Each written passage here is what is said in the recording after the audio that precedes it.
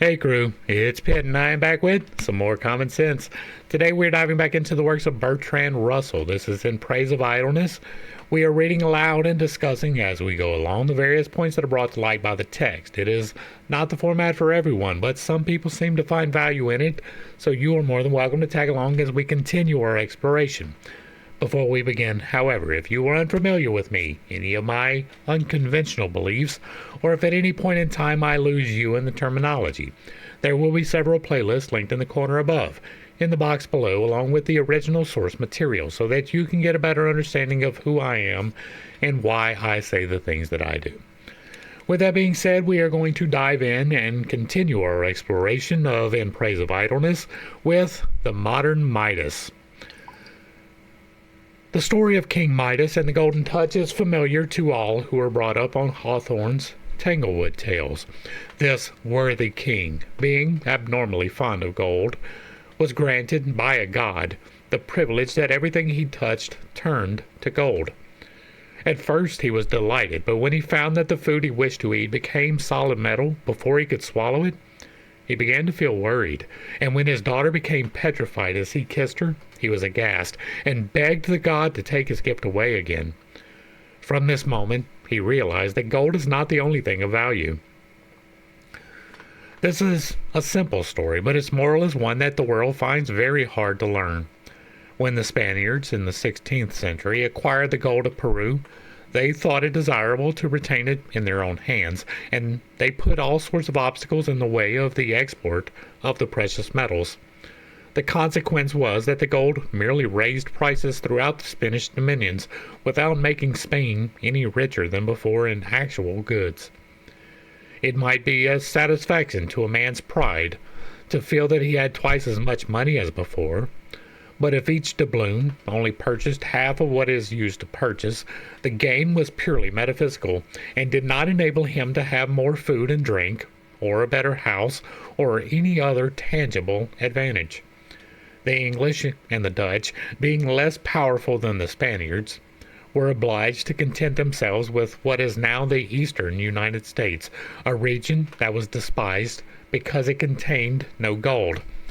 But as a source of wealth, this region has proved immeasurably more productive than the gold-producing parts of the New World, which all nations coveted in the time of Elizabeth.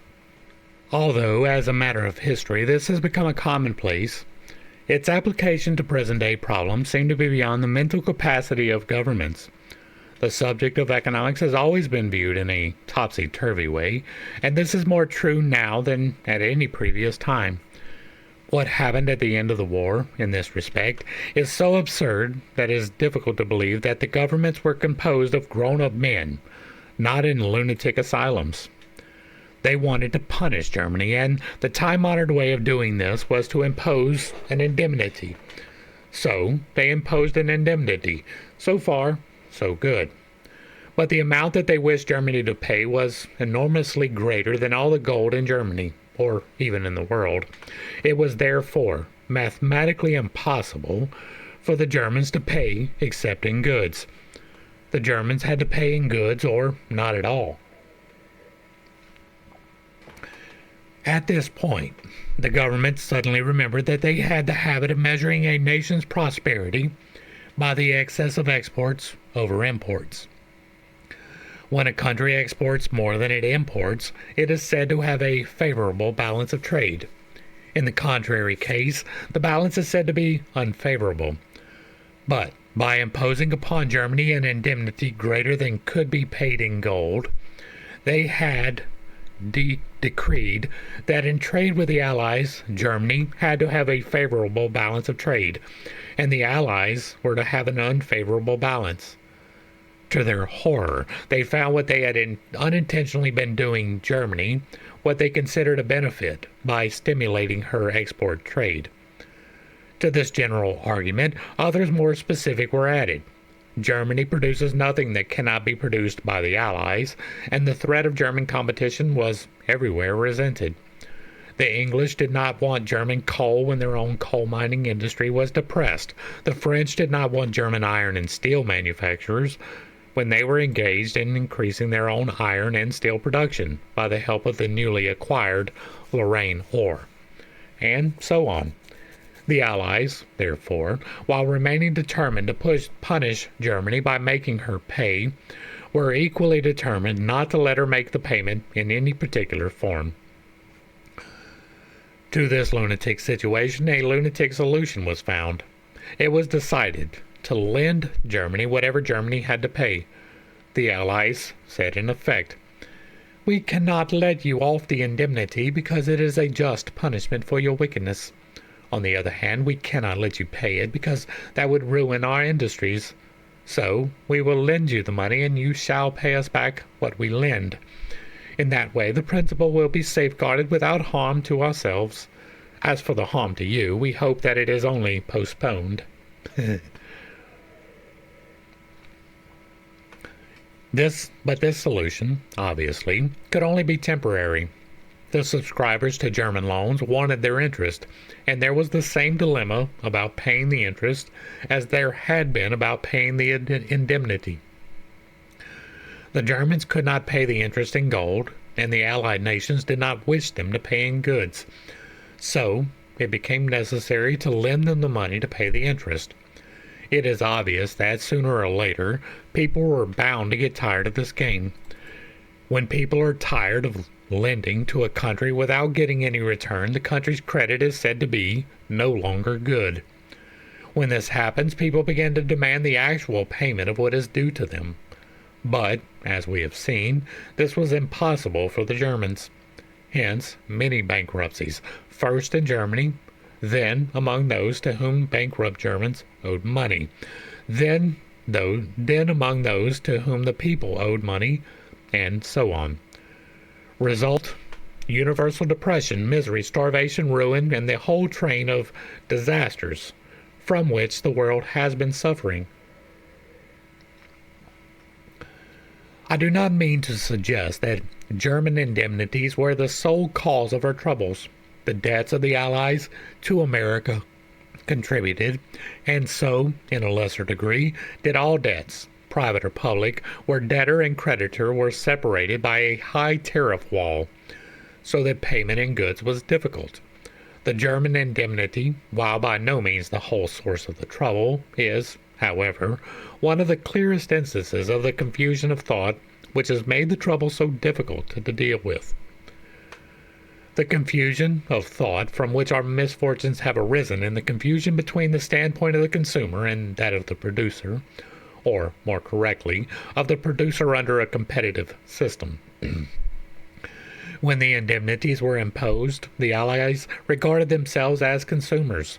They considered that it would be pleasant to have the Germans work for them as temporary slaves, and to be able themselves to consume without labor what the Germans had produced. Then, after the Treaty of Versailles had been concluded, they suddenly remembered that they were also producers, and that the influx of German goods, which they had been demanding, would ruin their industries. They were so puzzled that they started scratching their heads, but that did no good, even when they all did it together and called it an international conference. The plain fact is that the governing classes of the world are too ignorant and stupid to be able to think through such a problem, and too conceited to ask advice of those who might help them. I don't necessarily disagree with that. To simplify, I vehemently disagree with the underlying assumption, right? I don't necessarily believe that the indemnities that were placed on Germany were just, even considering the atrocities of World War I, which is mostly what is being described here, even though this was after World War II, and it is also a problem then, not to such a great degree. I believe that the imposition of these indemnities after the defeat is too much, right? You know that they're weak economically. You know that they've depleted their supply base. You have looted all of their gold supplies. And so it is a problem of political creation that caused this. And it would have been better to just beat the shit out of them and then let them build themselves back up, rather than to try this indemnity and then borrow the money situation that happened, right? So I do agree that that was a terrible idea. It did not work out in the manner in which it was intended at all. It's the underlying mechanics that I have the issue with. To simplify our problem, let us suppose that one of the Allied nations consisted of a single individual, a Robin Crusoe, living on a desert island. The Germans would be obliged, under the Treaty of Versailles, to offer him all the necessities of life for nothing. But if he behaved as the powers had behaved, he would say, "No, do not bring me coal, because it will ruin my wood-gathering industry. Do not bring me bread, because it will ruin my agriculture and my ingenious, though primitive, milling apparatus. Do not bring me clothes, because I have an infant industry of making clothes out of the skins of beasts. I do not mind if you bring me gold, because that can do me no harm. I will put it in a cave and make no use of it whatever. But on no account will I accept payment in any form that I can make use of." That is an argument. If our imaginary Robinson Crusoe said this, we should think that solitude had deprived him of his wits. Yet, that is exactly what all the leading nations have said to Germany. When a nation, instead of an individual, is seized with lunacy, it is thought to be displaying remarkable industrial wisdom. Right. Not wanting to undermine your own manufacturing base is not a bad thing, right? That is our economic problem here in the United States right fucking now. It is not because of the tariffs. It is not because of the taxes. It is not even because of the never-ending wars, right? The problem that we have is that we have exported all of our manufacturing. And by all, I mean most, not all. But for the most part, we do not create here anymore. We have allowed other countries to assume that creation for us, and then we buy it back from them. That is the reason why we are in the economic straits that we are. It is in part because of mismanagement. Absolutely. It is because of debt. Absolutely. But neither one of those would have been possible if we had maintained our manufacturing. Especially with the caveat that we have exported all of this shit so that we would make less carbon, which is dumb. The only relevant difference between Robinson Crusoe and the whole nation is that Robinson Crusoe organizes his time sensibly, and a nation does not. If an individual gets his clothes for nothing, he does not spend his time making clothes. But nations think that they ought to produce everything that they need, except where there is some natural obstacle such as climate. They should. Internationalism has failed, right? Not the importation of luxury items, not the even competition from similar economies, right? It is the lesser economies having less outflow for their labor that is causing the problems, right? And so nations think that they need to produce everything that they need. They absolutely fucking should. If you have the capacity to produce something in your country, you should produce it in your country. As a citizen of that country, you should give priority to anything created within your own country. That is how economies flourish. Fuck all the rest of them. All of them. Socialism doesn't work. Communism doesn't work. International trade does work on a small scale, but this giving away of our manufacturing base in the name of multinationalism is fucking stupid, and it needs to stop.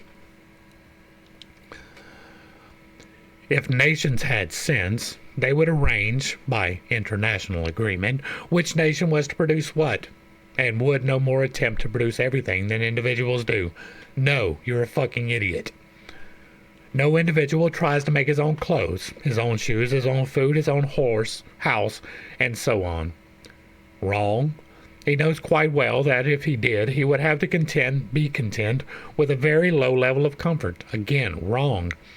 But nations do not yet understand the principle of division of labor.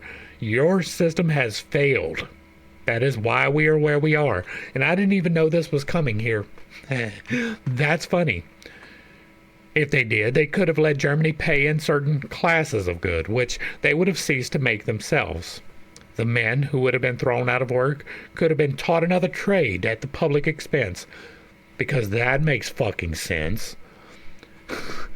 But this would have required organization of production, which is contrary to business orthodoxy. It would have required regulation from the government, which is communism, so fuck you. Superstitions about gold are curiously deep-seated, not only in those who profit by them, but even in those to whom they bring misfortune. In the autumn of 1901, when the French forced the English to abandon the gold standard, they imagined that they were doing the English an injury, and the English, for the most part, agreed with them. A sort of shame, a feeling of a national humiliation swept over England. Yet all the best economists had been urging abandonment of the gold standard. And subsequent experience has proved that they were right. Wrong. The International Monetary Fund is a failure. The getting off of the gold standard and moving to the petrodollar, fucking failure. There is a reason why interest is fucking out of control right now, and it is entirely because we went to fractional reserve banking, which was only possible because of deviating from the gold standard. If we would have remained on the gold standard, even with representative currency, I know somebody's fucking stupid and does not understand that, right? Money is simply an exchange. The base value of that is the exchange. Gold is a permanent base of exchange. Oil is a variable base of exchange. That is why it is so stupid to do it. The rate of influence of interest and the problems that we have now is entirely because of what you are proposing here to be the standard for the planet. Once again, Mr. Russell, you have proven yourself to be fucking stupid. And I understand that then they didn't know. They were speculating, right? But history has proven them to be wrong. So ignorant are the men in practical control of banking that the British government had to be compelled by force to do what was best for British interests, and that only French unfriendliness led France to confer this unintended benefit upon England, and it wasn't a benefit.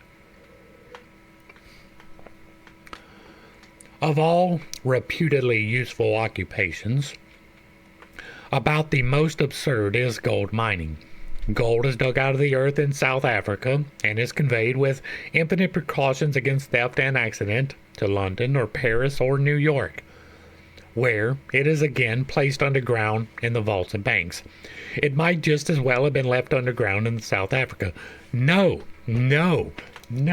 because okay, currency is an exchange of time, right? My time is worth X amount of dollars to me. I go to you and say, hey, I want to work in this industry. What will you pay me? And we come to a agreement. It will be X and Y. You expect that money to be the same however long it takes, right? Inflation happens, and it happened even with gold, but it was a much lesser scale with gold. And I have done videos on the mechanics of inflation and deflation and how that works. But the availability in the market controls the price of inflation. Short answer. By placing this gold in these things, we were in the vaults.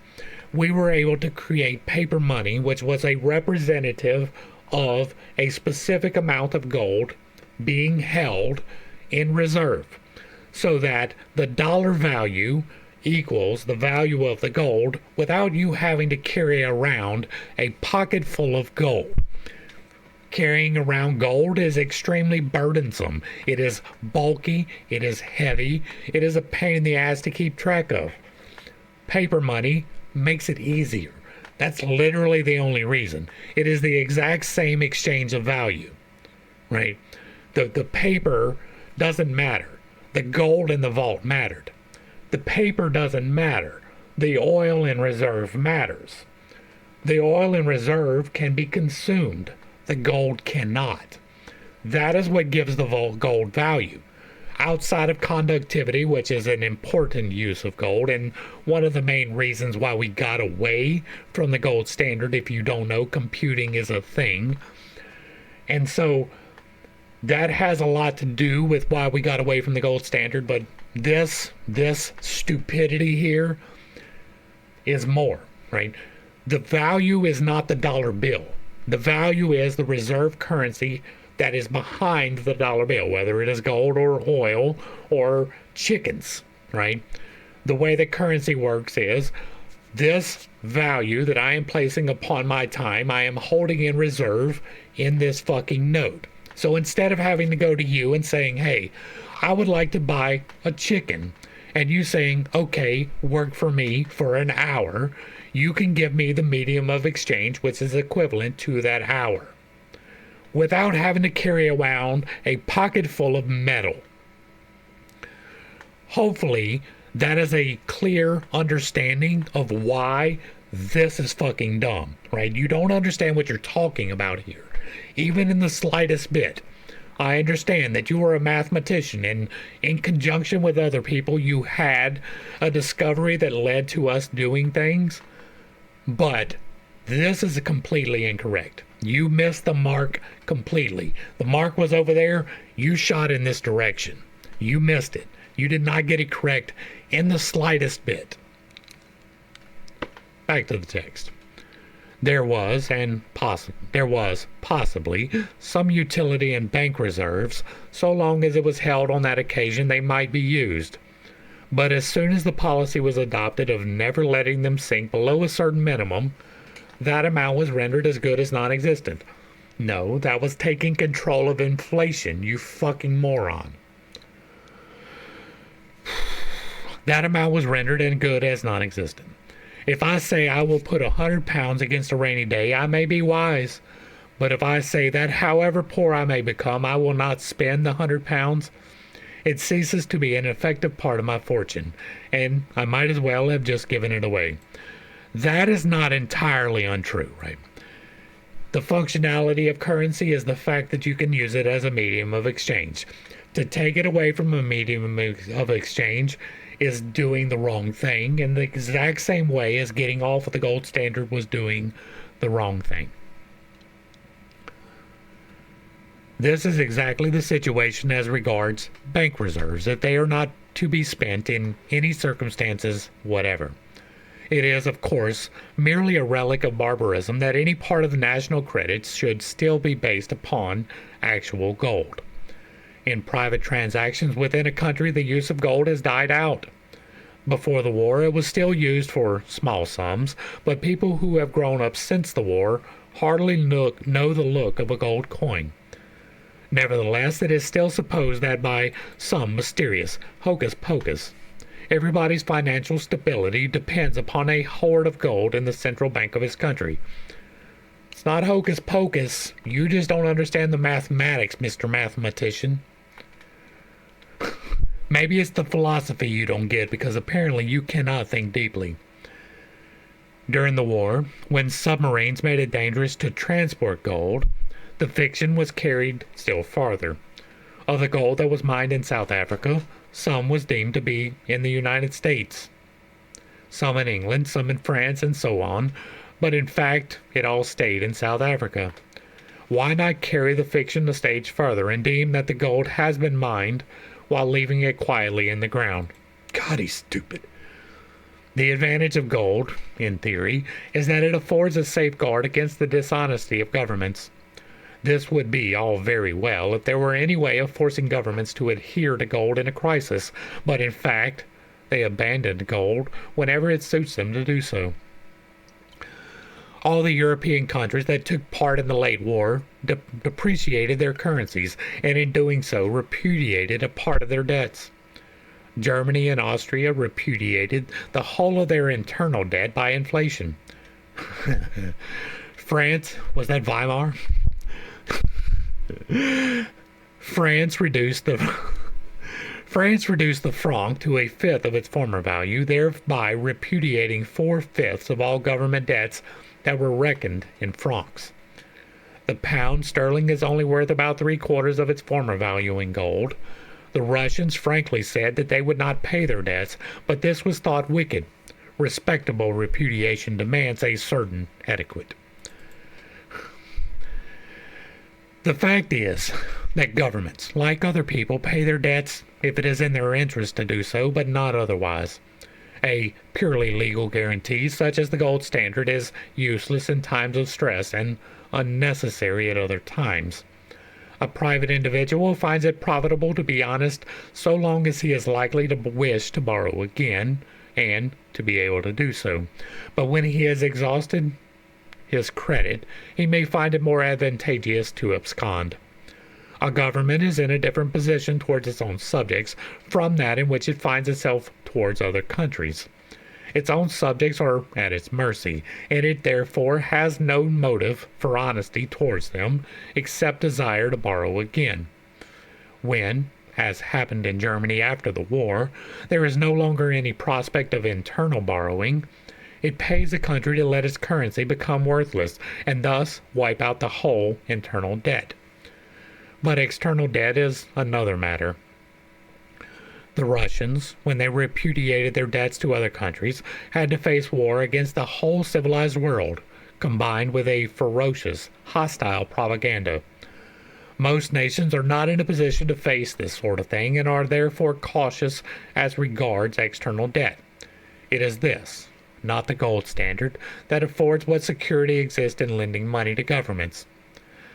The security is poor but cannot be made better until there is an international government. There won't be. The extent to which economic transactions depend upon armed forces is not usually realized. Ownership of wealth is acquired, in part, by means of skill in business, but such skill is only possible within a framework of military or naval prowess. It was by the use of armed force that New York was taken by the Dutch from the Indians, by the English from the Dutch, and by the Americans from the English.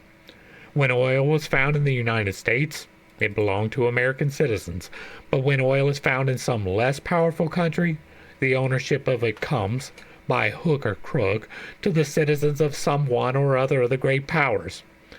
That is in part true. The process by which this is effected is usually disguised, but in the background lurks the threat of war, and it is this latent threat which clinches negotiations.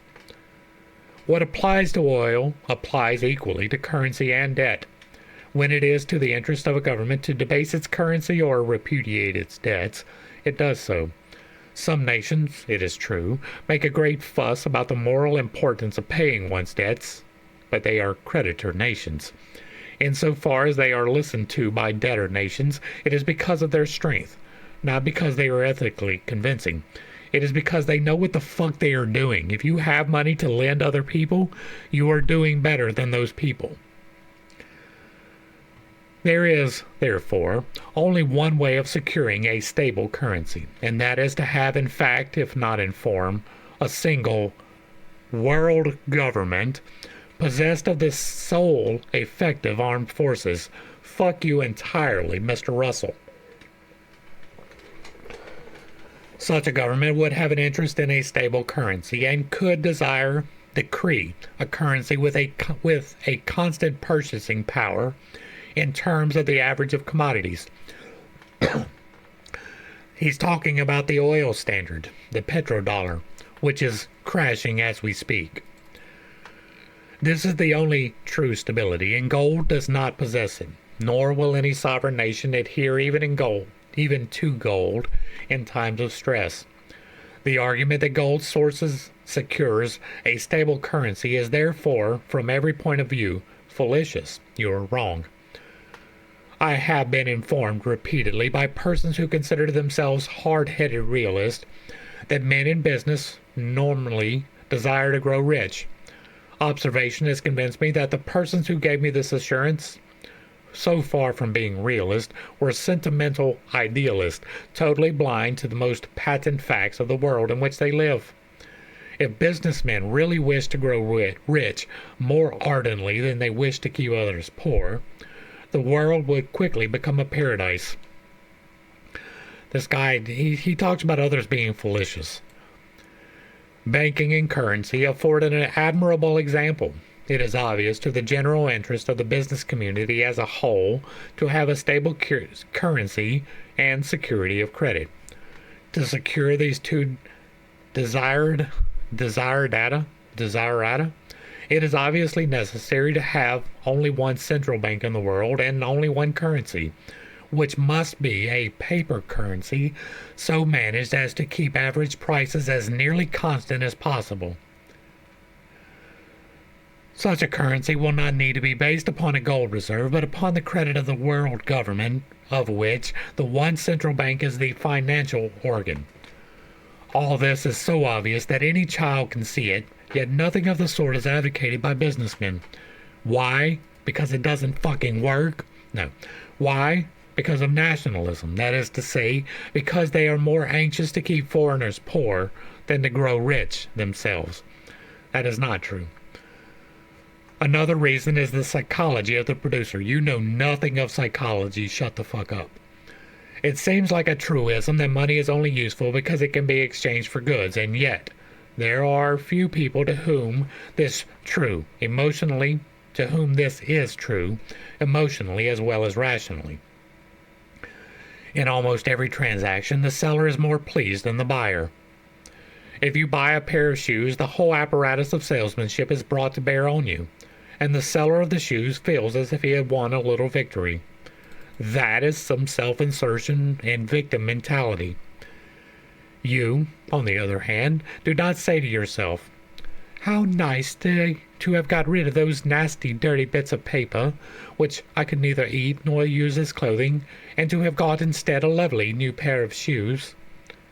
Why not? You could. You decided that the value of the shoes was worth the value of that paper. You could have went somewhere else and sought a better deal, but you didn't, because there is an actual value attached to the actual material that you are actually buying. We regard our buying as unimportant in comparison with our selling. The only exceptions are cases in which the supply is limited. A man who buys an old master is more pleased than the man who sells it. But when the old master was alive, he was no doubt more pleased to sell pictures than his patrons were to buy them. That is again self-insertion. You are making assumptions. The ultimate psychological source of our preference for selling over buying is that we prefer power to pleasure. Assumptions, man. Damn. This is not a universal characteristic. There are spendthrifts who like a short life and a merry one. But it is a characteristic of the energetic, successful individuals who give the tone to a competitive age. When most wealth was inherited, the psychology of the producer was less dominant than it is now. It is the psychology of the producer that makes men more anxious to sell than to buy, and that causes governments to engage in the laughable attempts to create a world in which every nation sells and no nation buys. The psychology of the producer is complicated by a circumstance which distinguishes economic relations from most others. If you produce and sell some commodity, there are two classes of mankind who are especially important to you, namely your competitors and your customers. Your competitors harm you, and your customers benefit you. Your competitors do not harm you. Your ability to compete with your competitors is what stops you from beating your competitors. Your competitors are obvious and comparatively few, whereas your customers are diffused and for the most part unknown. You tend, therefore, to be more conscious of your competitors than of your customers. This may not be the case within your own group, but it is almost sure to be the case where an alien group is concerned, so that alien groups come to be regarded as having economic interest adverse to our own. The belief in protective tariffs is derived from this source. Foreign nations are regarded rather as competitors in production than as possible customers, so that men are willing to lose foreign markets to avoid foreign competition.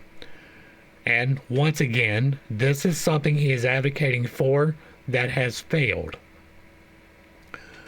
There was once a butcher in a small town who was infuriated by the other butchers who took away his custom. In order to ruin them, he converted the whole town to vegetarianism, and was surprised to find that as a result, he was ruined too. That is entirely made up. I do not believe that at all in any way, shape, or form. I do not believe in any way, shape, or form that this actually happened. I believe that this is entirely a creation of his fucking mind. Because, first off, you're not going to convert the whole town to vegetarianism. You might get a fraction of a percent. Straight off the top. But this man did not know his own industry well enough to know that he would have to sell meat. You're fucking stupid. The folly of this man seems to be incredible, yet it is no greater than that of all the powers.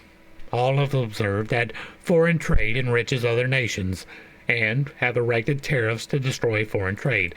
No, to protect domestic trade. There is a difference. Right? The current situation.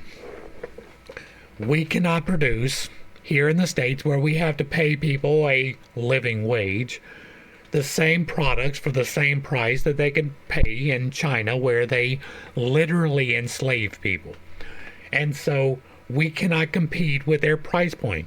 It's not possible. That's why Walmart is such a fucking trash hole. In order to equalize the difference between freedom and slavery, we enact tariffs and say that, okay, you're going to make this with slave labor, and we cannot, outside of excessive force, stop you from doing that. But in order to discourage that, what we're going to do is enact a tariff so that your goods that are created with considerably less cost come to equal the cost of what we produce by paying a living wage. That is what happens. All have been astonished to find that they were as much injured as their competitors. No one has remembered that trade is reciprocal, and that a foreign nation which sells to one's own nation also buys from it, either directly or indirectly. And again, that is a fallacy, and you are incorrect. History has proven you wrong yet again, Mr. Russell, because we have a trade deficit with China. We import more from them than they take from us. You cannot sell a Ford in China. You cannot sell a Chevy in China. You cannot sell American products almost exclusively in that country. And yet, we import most of their goods directly here. You're proven wrong, once again, by actual history. The reason that they have not remembered this is that a hatred of foreign nations has made them incapable of clear thinking where foreign trade is concerned. Let's get back to me about that fucking thinking. In Great Britain, the conflict between rich and poor, which has been the basis of party divisions ever since the end of the war, has made most industrialists incapable of understanding questions of currency. Somebody doesn't understand it. Since finance represents wealth, no, there is a tendency for all the rich to follow the lead of the bankers and financiers. But in fact, the interests of bankers have been opposed to the interest of industrialists. Deflation suited the bankers, but paralyzed British industry.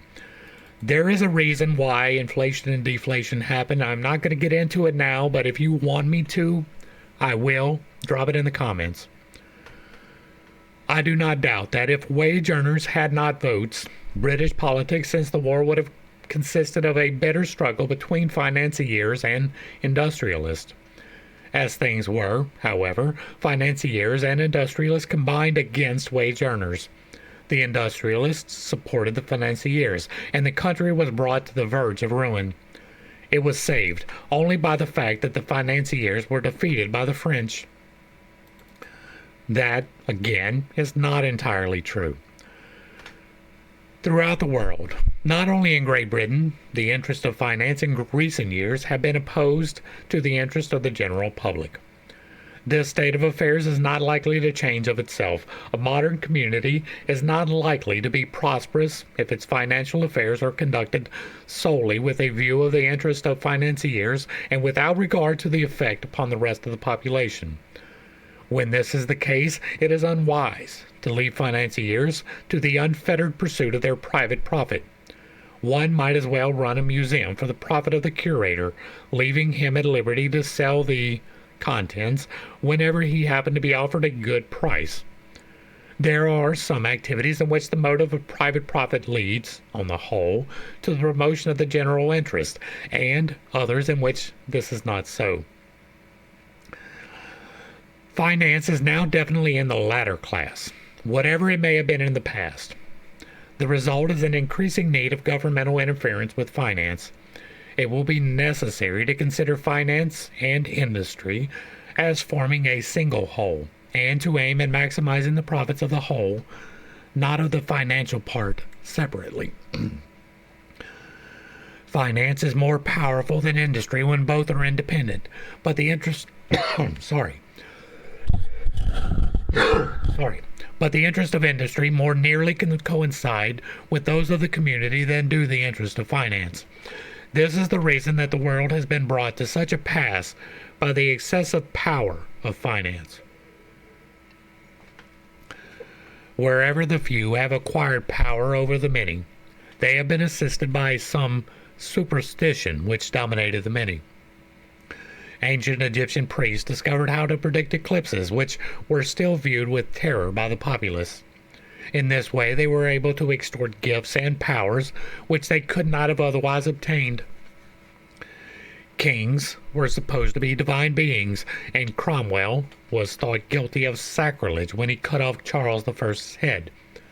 In our day, financiers depended upon the superstitious reverence for gold. The ordinary citizen is struck dumb with awe when he is told about gold reserves, note issues, inflation, deflation, reflation, and all the rest of the jargon.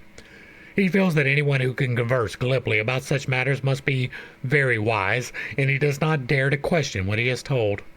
He does not realize what a small part gold really plays in modern transactions. Jesus, you're stupid. Though he would be quite at a loss to explain what its functions are.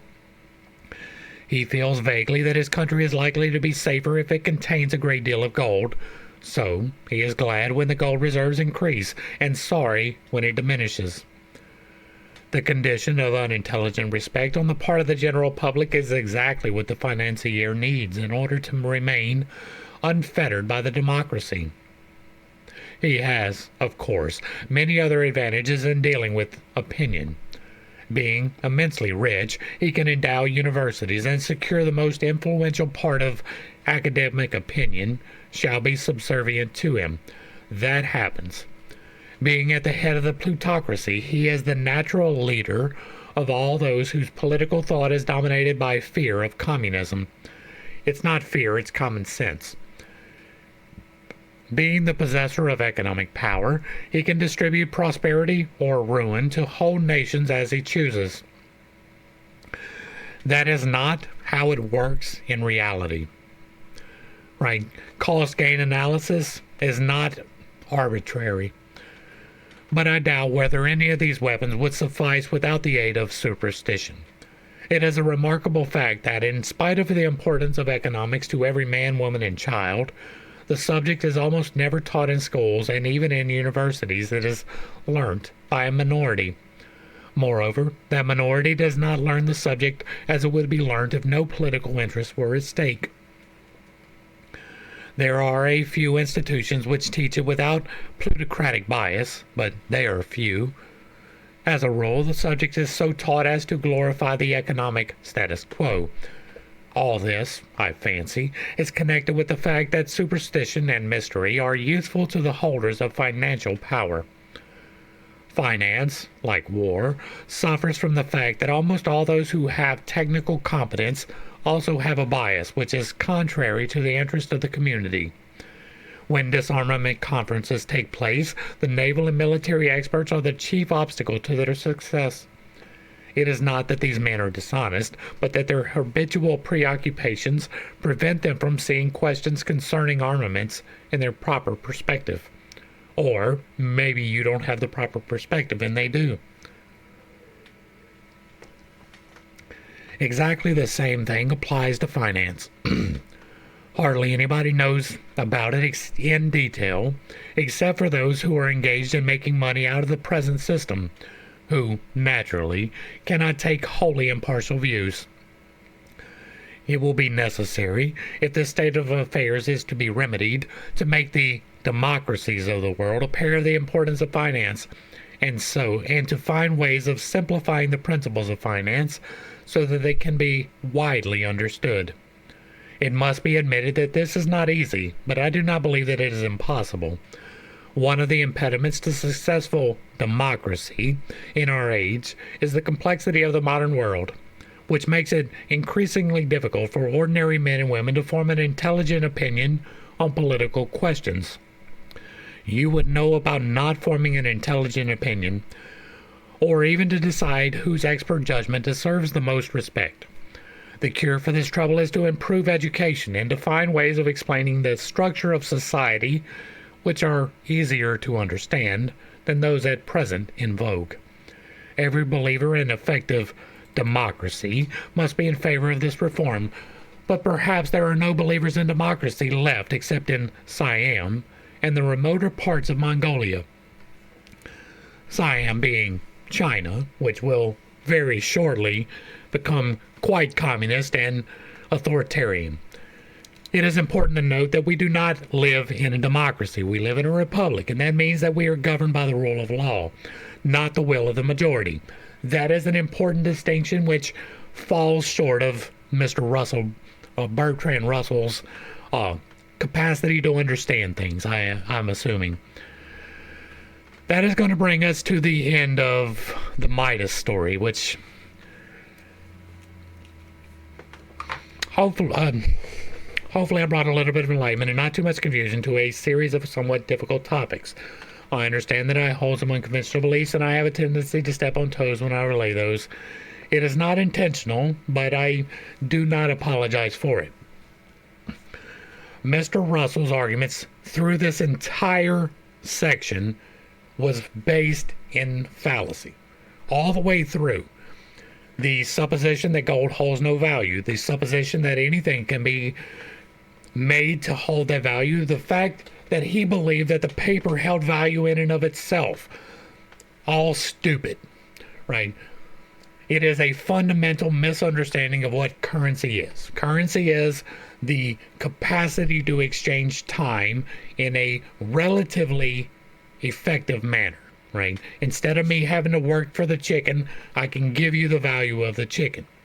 That is work that I have stored in the paper or the gold or the oil or whatever you're using. Using the immutable characteristics of gold presents a firmer basis for the currency than putting it upon oil, which has a variable consumption and production rate, right? Production of gold is fairly consistent. It is not entirely consistent, but we can also anticipate the use of that gold. Now, once upon a time, it was purely ornamental. Nowadays, there is an effective use for the gold, and that is most of the reason why we removed ourselves from the gold standard. Most people do not even understand that. In order to be able to use the gold in other applications, they decided to use oil as the base. There were other factors, absolutely, that went into that. The main one being the United States' preeminence in the global oil market. The capacity to be able to use your military might to ensure that everybody is following the same standard. Also one of the things. The more transparent nature of the gold, right? Or the oil. It is easier to keep track of what is coming in and going out. When the gold is hidden, people lose trust. The fact that oil is visible makes it more stable in the minds of the academicians. Hopefully I have been clear in explaining why he was incorrect all the way through this. The basic fundamental tenets upon which it is based is incorrect and has been proven through history and experience to be incorrect. If you like what I'm doing over here, let me know down below. Give me a like, share, a sub. Throw me a comment if you agree or disagree with anything that was stated in here. Drop a comment, and if it remains respectful, it gets to remain up. If you'd like have another work that you would like to see me do in the manner that I am doing here, drop that in the comments as well. And if you really like what I'm doing, hit me with that super thanks, because I will take your gold. To the crew, thanks for hanging out. I appreciate every single minute that you are here with me, and I am praying for you every single day. Until next time, I love you. God loves you. You are perfect, whole, and complete, just the way that you are. And this has been Pitt's Take. Peace.